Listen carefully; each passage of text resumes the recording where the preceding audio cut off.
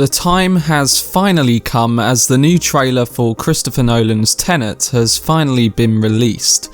This trailer completely shatters our perception of the film's plot, as Nolan draws a line in the sand between time travel and what he calls inversion. We get a great look at some of the set pieces along with the characters, which all come together in a spectacular new trailer. In this video I'm going to be explaining everything we saw in this trailer, breaking it down and giving you my overall thoughts and review. I will be addressing details from the newest footage, so if you have not seen it, I'd recommend catching up first before watching this breakdown. I will also leave a link in the description to the Tenet trailer if you want to check it out before watching. To stay up to date with any of my future coverage for Tenet, along with topical videos, breakdowns and loads of Christopher Nolan content leading up to the release of his newest film, then subscribe to the channel and turn on your notifications. Also, if you enjoy this video, remember to give it a like rating. Without further ado, let's get into my breakdown and review for Tenet Trailer 2. So the new trailer may still have many plot ambiguities which Nolan loves to cover up before people actually watch the film, but we get a good sense of the ideas that the director is presenting, along with some interesting sequences and concepts. The trailer featured countless quick cuts overlaid with expositionary dialogue. Before Tenet's second trailer, all we knew was that the movie focused on a group of secret agents working to prevent World War III. We still get that heavily present in this trailer, but this time there's an interesting twist. As Robert Pattinson and John David Washington's character discuss the threat they are up against, Washington reveals that the plot this time around isn't time travel, but rather the concept of time inversion. Immediately following this, Washington engages in some shooting practice. We see a bullet fly off a shelf and land inside his gun before being shot at the target. Clemence Posier's character in this scene claims that he's not shooting the bullet, but rather catching it. Before all of this takes place, we see a lot of high-intensity action which hides the plot surrounding Elizabeth Debicki, but we get a sense that she is being used against our protagonist by Kenneth Branagh's Russian character. Putting these main points together, Washington's character seems to stand for the prevention of violence through time inversion, stopping the next world war from ever beginning in the first place. Now, we don't fully understand what kind of character Branagh is playing through the brief footage we get of him, but I'm guessing that Nolan isn't showing a clear-cut villain.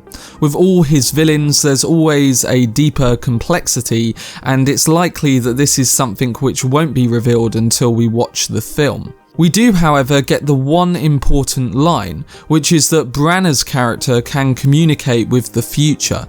My guess is that his character has come from the future and can manipulate time like our protagonists. Therefore, the action scenes we catch in the trailer involve both sides being equal in threat to one another.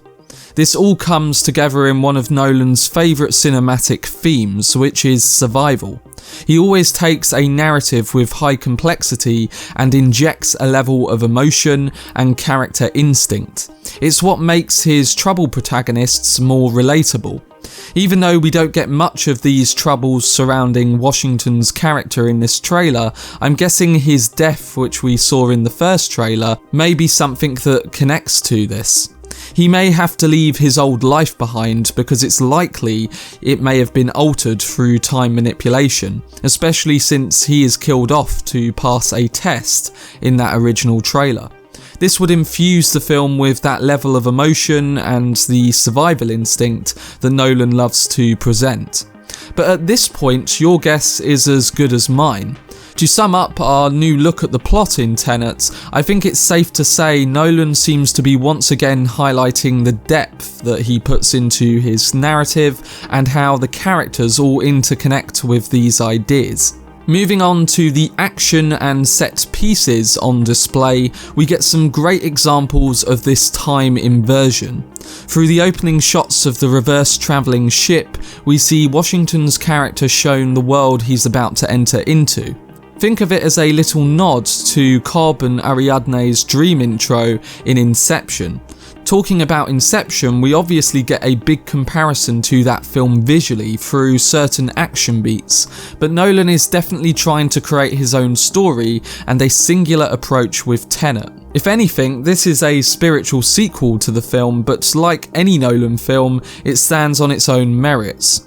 We also get another action scene with Washington's character fighting henchmen during a quickly edited kitchen sequence, where he is looking to stop Elizabeth Debicki's character from being taken away. This is probably one of the only action scenes in the trailer which isn't using reverse time, or that we currently know of. But coming to these reverse sequences, there are plenty on display. From the Matrix-inspired motorway sequence of a car flipping back into its position, reverse rappelling up the side of a building, and a scene of Washington's character inverting a weapon to take down a hostile guard. All of these scenes portray Nolan's continuous focus on fluid practicality, reversing real footage in frame to make the audience feel like that was done for real. But the two other glimpses of action we get are the IMAX Prologue sequence in the Ukrainian Opera House, and also a tease by Pattinson of Nolan's practical effort to crash a 747 plane. For some reason, this gave me big Mission Impossible vibes, and it looks like Nolan is definitely topping himself once again.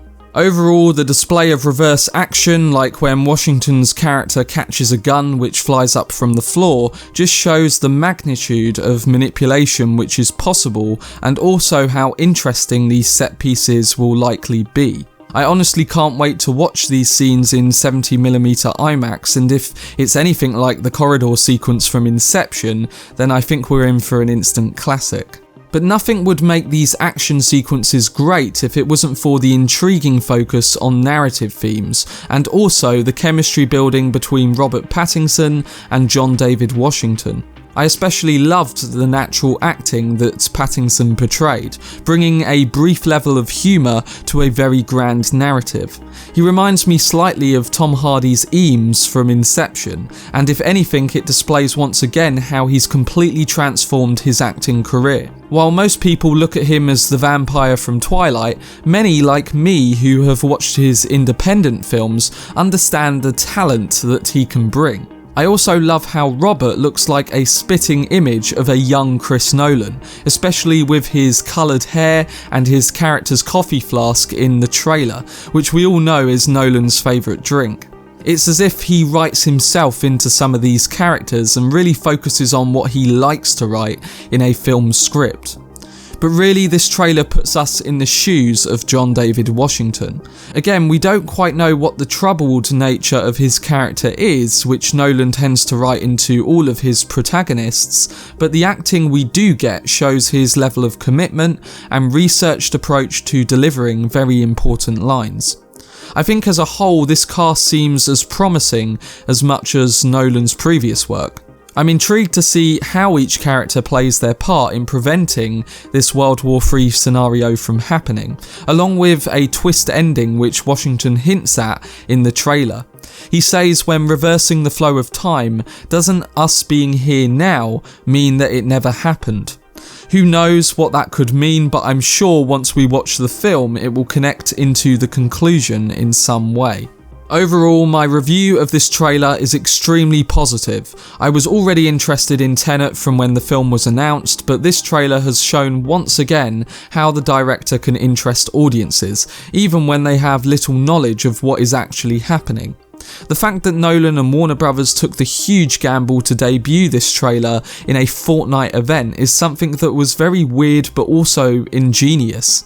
He attracted audiences that won't particularly have heard of Tenet, highlighting that he wants to continue to grow as a filmmaker and explore unknown territories. He stated in an article that his plan was to take a theatrical approach to the marketing, but because of theatre closures, this new approach is one that would at least broaden the age range and interest various audiences. I love this approach, and it reminds me of the Harry Styles casting decision in Dunkirk, which really did show how the director can take risks, which, if they work, can pay off with flying colours. The Nolan title cards also just emphasise the broad range of classics he has built throughout his career, and it conveys to the general audience that you need to see this film. In regards to the actual footage, I'm loving the essence of manipulation which they focus on.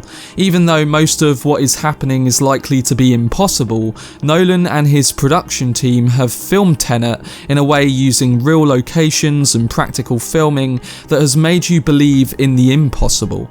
The fluid movement of objects and vehicles in reverse is just so pleasing to the eye, but at the same time it's highly relevant for the themes of time and preventing a catastrophe which seems unpreventable. But that was my breakdown and reaction to the new Tenet trailer.